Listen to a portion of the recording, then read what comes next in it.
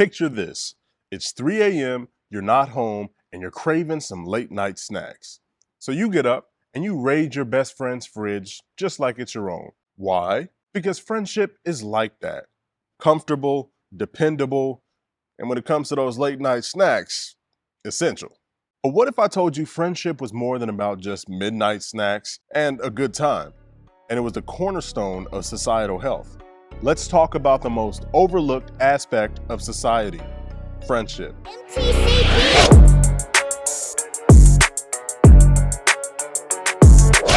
Friendships are important to establishing large networks of social ties, and these ever-widening networks are exactly what make up the fabric of society.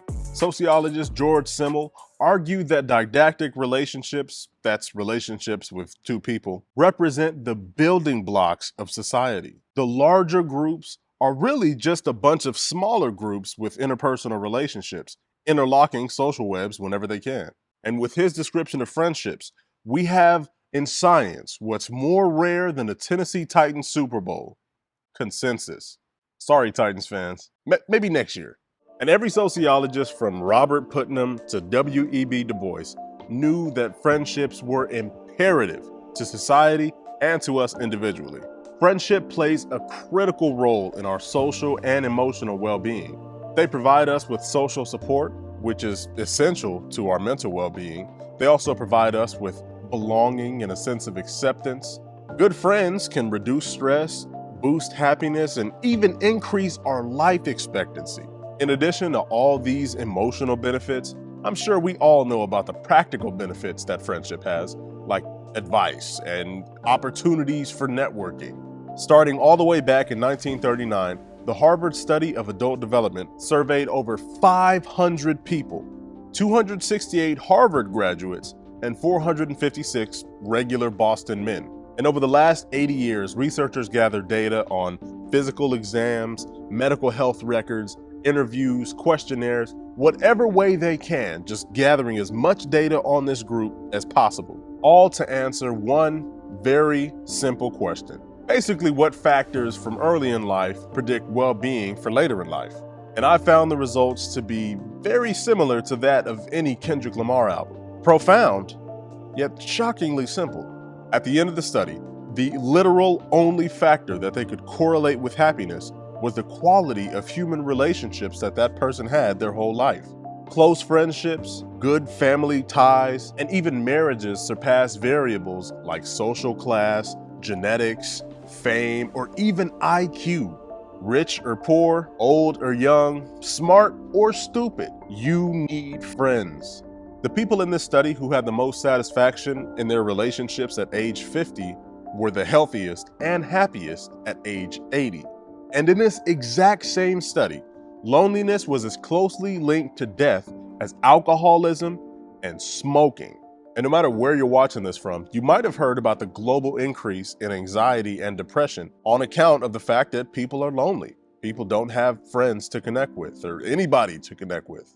Being social and developing relationships is literally in our DNA. A bunch of people that have no friends is not conducive to a healthy and thriving society. Plus, who else would you be able to count on to laugh at terrible jokes you make? Friendships are essential because they're voluntary and equal. Studying friendships helps sociologists examine the health of a society, or in our case, the lack thereof.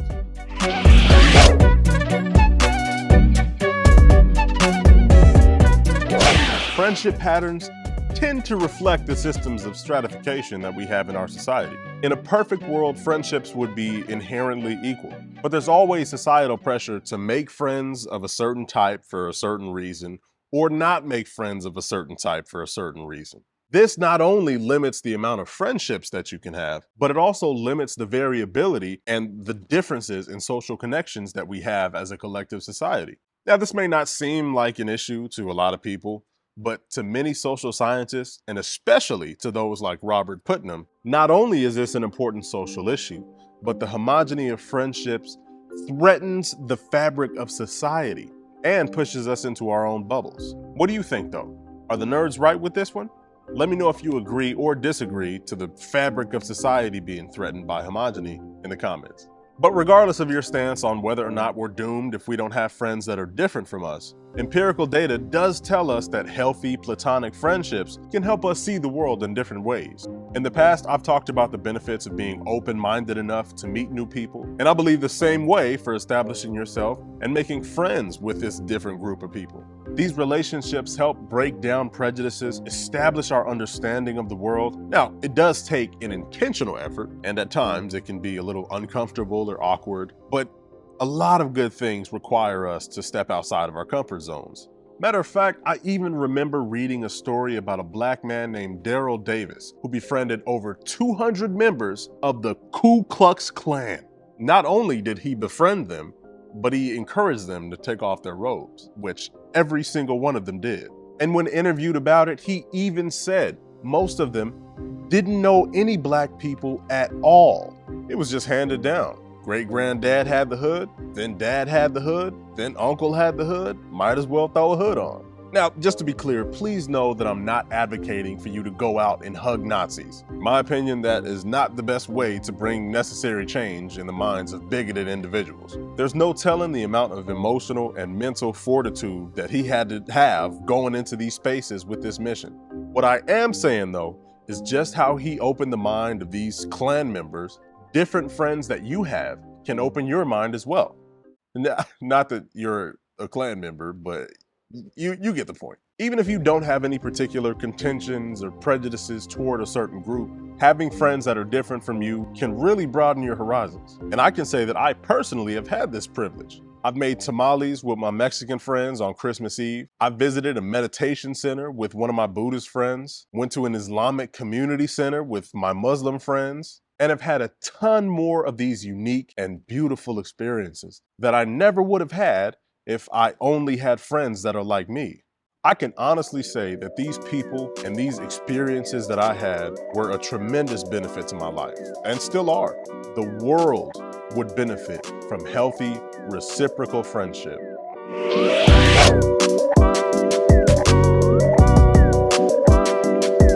I talked about how friends are important to society and how having different friend groups can help us kumbaya our way into a more healthy society. And now comes the hard part. The hard part of friendship, and honestly, in my opinion, the hard part of life. Creating and maintaining these relationships. As a kid, you're constantly surrounded by other kids.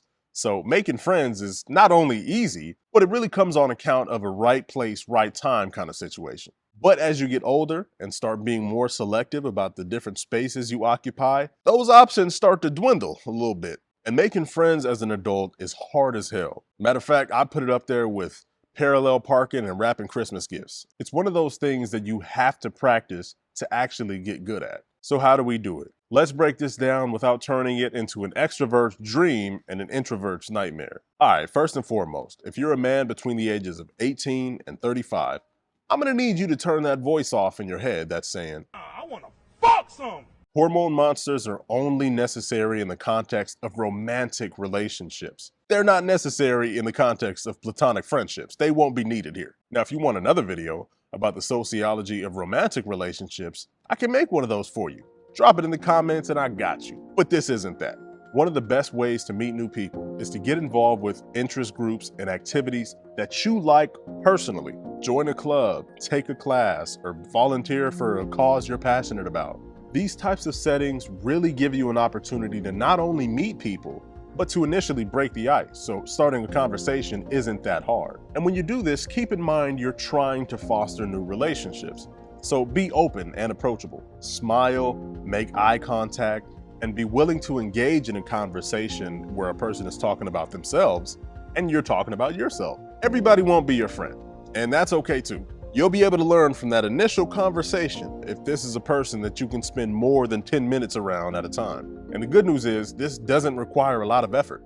Matter of fact, you might not even have to leave your house. You can use social media as a tool to do this. Even though I kind of feel now DMs have a kind of non-platonic connotation to them. So I'd say pick your battles.